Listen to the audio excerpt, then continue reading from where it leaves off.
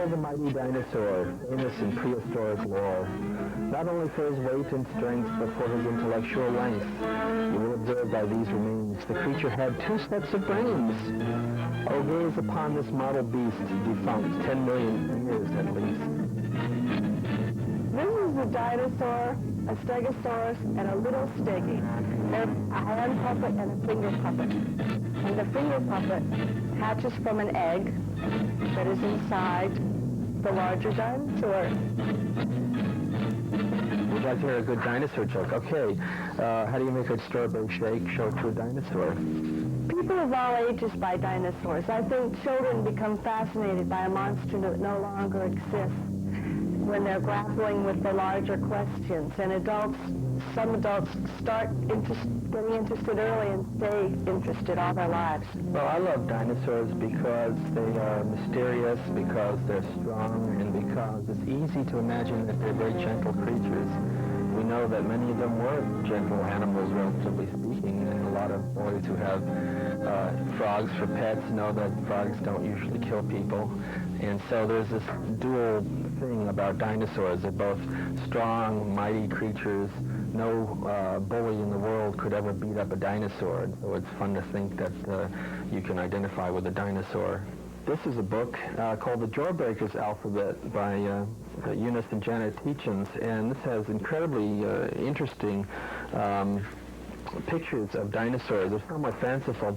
Some of the favorite books of mine are foreign language books, and of all the foreign language books, the Japanese books are probably the most interesting.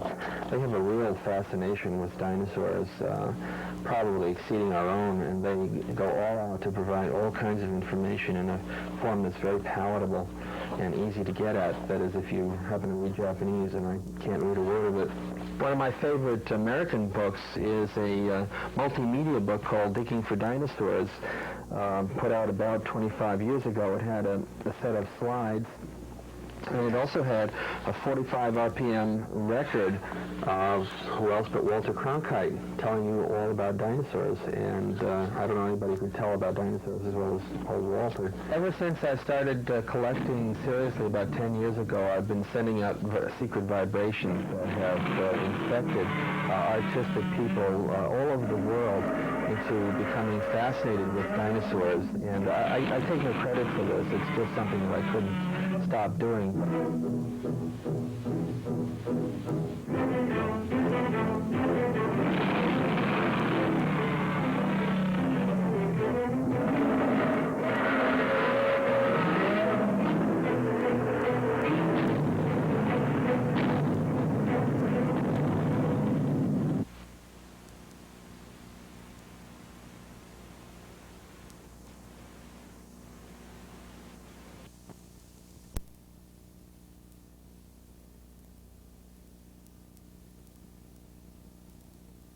Boat, and Random Intercept was owned by a man that also owns the I think the lighthouse out in the harbor, and he was going to turn into a restaurant, into a home for wayward children. And this man who owns this boat is I think he was the head of the New York Yacht Club, the Commodore. Very important and impressive. And the story of that is the boat captain had an affair with his daughter. And the owner was so horrified that he paid off the boat captain. And the boat captain took it, and the daughter understood it. It was how they live. And so that was the end of their love affair. The boat captain still works for the boat, and everyone's very happy. This is, I think, one of the racing boats. It really is a shame that the racing boats are out. And Tortuga is a major boat. It's owned by a beautiful landscape artist who does, I think, Diana, the Supremes. Diana Ross's homes, and also did the homes for her Norwegian husband, and just by accident he happened to know them both, but he wasn't invited to the wedding. He was very disappointed. But anyway, what else do we have here? This is a new boat. I know nothing about it. Do you know anything about that boat? It was? Jal Paris? Oh, it's a transient. It means he shouldn't really belong here. It's probably because his daughters are named Jalalaika, Aparisa, and his son's name is Rick.